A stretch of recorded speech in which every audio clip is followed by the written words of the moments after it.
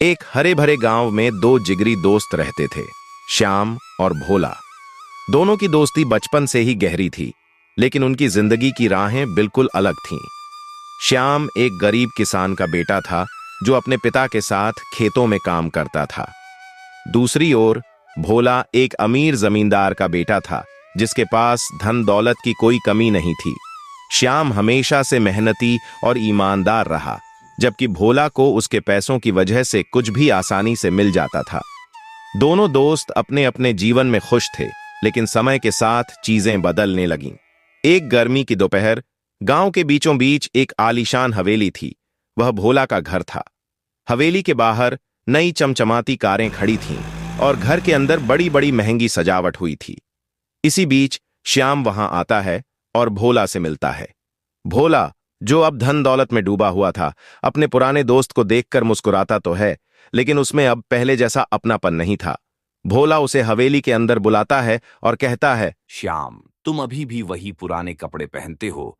इस गांव में रहकर तुम क्या कर लोगे? देखो मेरे पास क्या क्या है।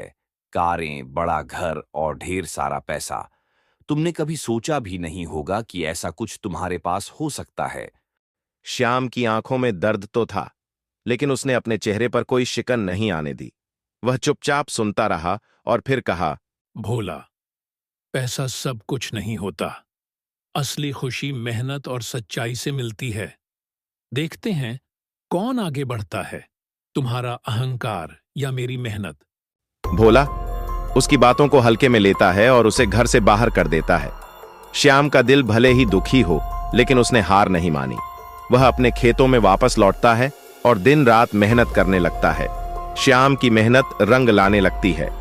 उसने अपने खेतों में नए तरीकों का इस्तेमाल किया जो उसने अपने दम पर सीखे थे। धीरे धीरे उसकी फसलें बढ़ने लगीं और वह अपने उत्पादों को बेचने के लिए शहर जाने लगा। वहां उसे एक बड़ा ऑर्डर मिलता है जिससे उसकी जिंदगी बदलने लगती है। सही है, वह अब अपने पैसों से नई जमीनें खरीदता है और अपनी मेहनत से धीरे धीरे भोला से भी बड़ा जमींदार बन जाता है। अब श्याम के पास भी वही सब कुछ है जो कभी भोला के पास था, बड़ा घर, कारें और ढेर सारा पैसा। लेकिन श्याम का दिल अब भी वही ईमानदार और सादा है। एक दिन भोला अपने पुराने दोस्त श्याम से मिलने आता है, लेकिन अब परिस्थितियां बदल चुकी थीं। भोला को अपनी गलती का एहसास होता है और वह श्याम से माफी मांगता। श्याम, मुझे माफ कर दो। मैंने अपने अहंकार में तुम्हारे साथ गलत किया। श्याम, जो सदा अपने दोस्त के प्रति दयालु रहा था, उसे माफ कर देता है और कहता है, असली जीत सिर्फ पैसे से नहीं, बल्कि दिल से होती है। मेहनत और ईमानदारी से कोई भी ऊंचाई पाई जा सकती है। यह कहानी हमें सिखाती है कि अहंकार कभी भी स्थायी नहीं होता और सच्ची सफलता मेहनत और ईमानदारी से ही मिलती है।